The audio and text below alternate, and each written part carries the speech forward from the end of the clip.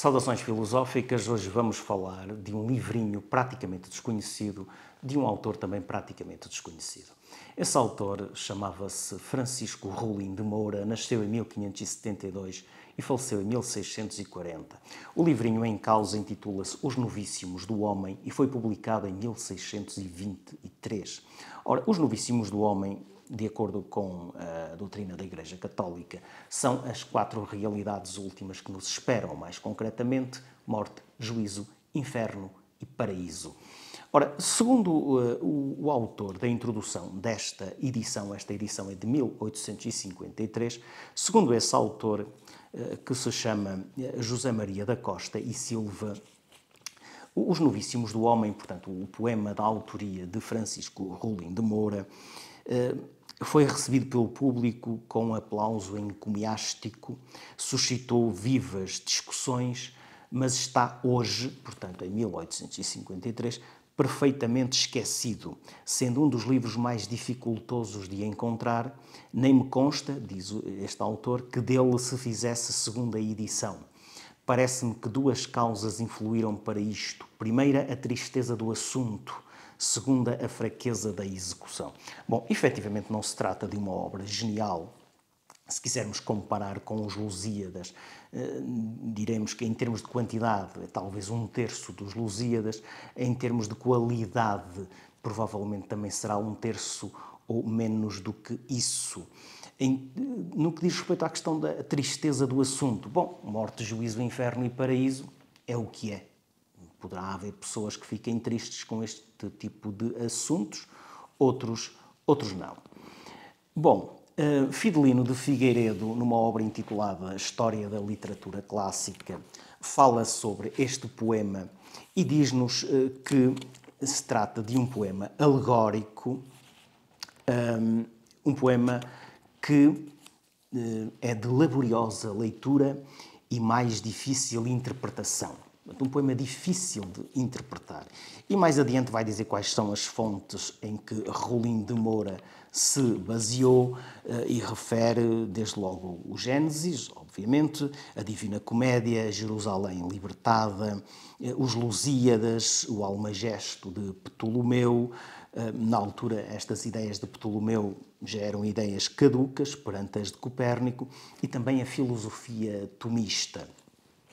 Bom, após uma breve proposição e uma breve invocação, Francisco Rolim de Moura inicia então a narrativa. Deus tinha criado o mundo, criou também o primeiro casal, criou o homem e a mulher e proibiu-os de comer o fruto, de provar, enfim, o fruto do conhecimento do bem e do mal. Obviamente já sabemos o que aconteceu, mas é preciso que se diga que para se chegar aí, segundo Rolim de Moura, os deuses infernais estavam um pouco ressentidos pelo facto de que da terra vil tem seu começo fosse preferido aos próprios deuses infernais e então, reunidos em concílio, convocado pelo seu soberano, resolveram maquinar a perdição do homem. Uma serpente, então, assediou com as suas promessas Eva e levou-a, então, a provar o fruto do conhecimento do bem e do mal. E então, depois já sabemos tudo o que aconteceu e quando Deus se dirige a Adão, dizendo-lhe, enfim, tu és pó e em pó te hás de tornar, essa situação é convertida por Rolim de Moura nos seguintes versos: da terra viverás sempre morrendo, e ela, ainda de ti como afrontada, mal a tantos trabalhos respondendo, se mostrará de espinhos povoada. Irá sempre em abrolhos convertendo o que antes dava sem ser cultivada, até que em teu suor mal sustentado te convertas em pó de que és criado. Portanto, são versos que merecem uma leitura, sem dúvida. Depois, Adão, enfim, cai em grande desespero, como é natural, e vai ter algumas visões. Em particular, vai ter uma visão do juízo final. E fica muito, enfim, muito conduído daquilo que efetivamente vê, e Abel, o filho de Adão, nós podemos achar um pouco estranho, mas então o filho de Adão já tinha nascido nesta altura? Bom, isto é poesia, é poesia. Adão pede a Deus que deixe, ou melhor, Abel pede a Deus que deixe o pobre Adão ver o bem de um justo, o mal de um condenado. Deus concede e o próprio Abel vai então servir de guia ao pai. É Abel que vai guiar Adão, mostrando-lhe o purgatório, o inferno e o paraíso. Na Divina Comédia sabemos que quem guia Dante é Virgílio, no inferno e no purgatório. Beatriz é que o vai guiar no paraíso. Aqui é Abel que se encarrega de guiar Adão. Provavelmente, se Freud tivesse lido este poema de Rolim de Moura, teria, enfim, enriquecido ou, quiçá, questionado a sua teoria do complexo de Édipo. Bom, relativamente ao segundo canto, tem que ver com o juízo, portanto, o primeiro, morte, o segundo, juízo, terceiro canto, inferno e o quarto, o paraíso. Relativamente ao juízo, vamos ler aqui uma estrofe. Quando Adão tem essa visão do juízo final, representa-lhe logo o pensamento do véu mortal à alma separada. Livre vontade, puro entendimento, memória de acidentes libertada. Não tem lugar profundo sentimento que a conta de justiça ali tomada. Tribunal donde a suma majestade nega entrada à divina piedade. Cá está, não são versos propriamente fáceis de entender, mas são versos bem escritos e que, em todo o caso, merecem sempre uma leitura.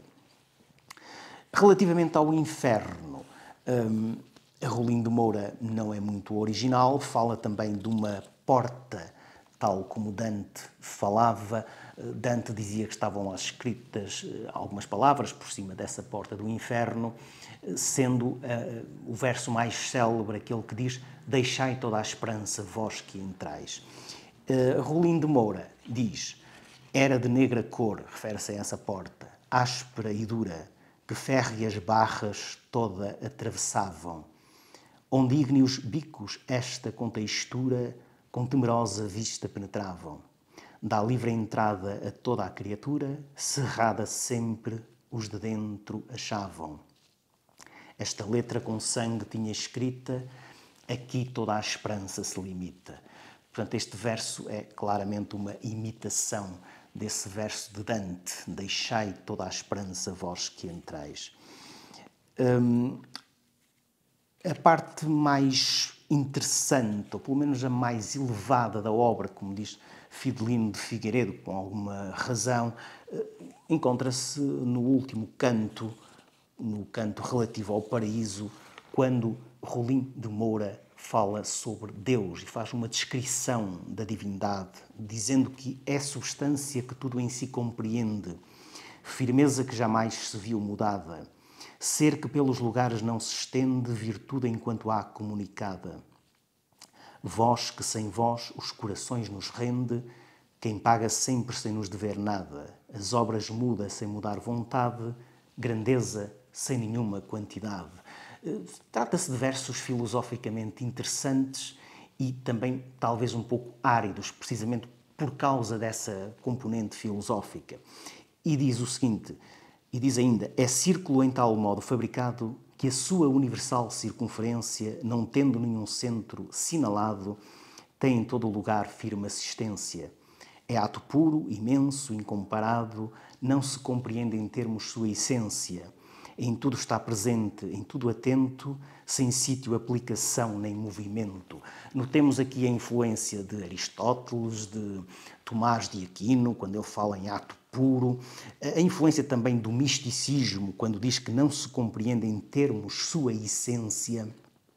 Enfim, foi a leitura possível. Este livrinho merece certamente um lugar na história da literatura e, portanto, é sempre bom retirá-lo do esquecimento. Tal como é sempre bom pensar sobre a morte, o juízo, o inferno e o paraíso. E por hoje é tudo. Ponham um like, partilhem o vídeo, subscrevam o canal, deixem também os vossos comentários e até à próxima.